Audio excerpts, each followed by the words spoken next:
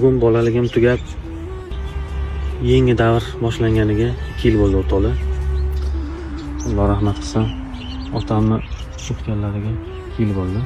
3-aprel 2024-yil. Shu otadan keyin shijoatingiz, chizdi, shashtingiz, savlatingiz anaqangiz tushib ketar ekan o'rtoqlar. Juda bir og'ir dard ekan. Eng asosiysi otangiz borida dadil, shaxtan bo'lar ekansiz.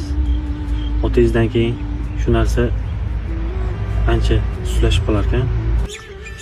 Shundan keyin 1 yil o'zimga kela olmadim. Men ko'chada yuraverasiz, ishlab, hamma bilan gaplashib, mana qilib yuraverasiz, baribir ichingizdan boshqacha bo'lar ekan. Mana shu otamning bir gaplari esimda qolgan. Har doim eslatib turardilar menga. Bolam, yeb ichayotgan ovqatingga, yon atrofingdagilarga juda hushyor bo'lgin dedilar. Mana aytishadi-yu, sal u yoqqa qarasang, loy chaplashga urinadi. Deyishadi, shu mana hozir hayotam ko'rsatib turibdi o'rtoqlar. Hozir Allohga shukr, onam borlar. Onam duolarini olib, xohlasa umrlari uzoq bo'lsin.